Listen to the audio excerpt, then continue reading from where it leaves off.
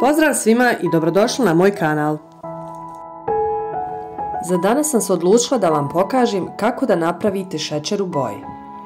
Sve što vam je potrebno je kristal, šećer i prehrambene boje.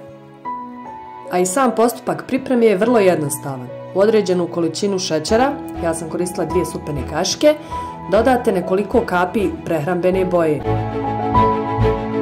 I sve dobro izmiješate. A to je najbolje učiniti rukom jer se tako uklone sve grudvice koje se formiraju zbog dodatka boje.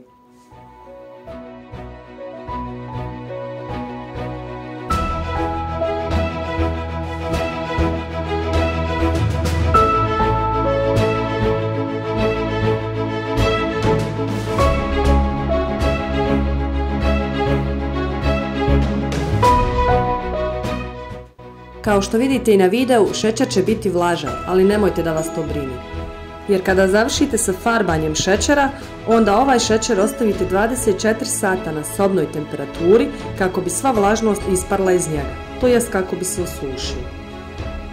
Ja sam dan prije napravila ovu jednu boju i ostavila da se osuši.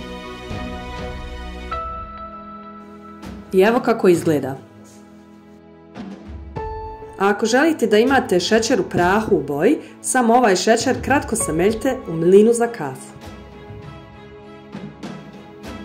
Kristal šećer u boji možete koristiti za razne dekoracije slastica, dok je ovaj u prahu savršen za suhe kolače i keksiće. Imajte na umu i to da će mljeveni šećer biti svjetliji od prvobitno ofarbanog. A ako želite jaču boju, onda u kristal šećer dodajte više prehrambene boje. Šećer držati u suhim posudama i na suhom i hladnom mjestu. Ja se nadam da vam je se dopala ova ideja i da sam vam bila od koristi. A za više ovakvih videa pretplatite se besplatno na moj kanal i čekajte obavijesti. Hvala!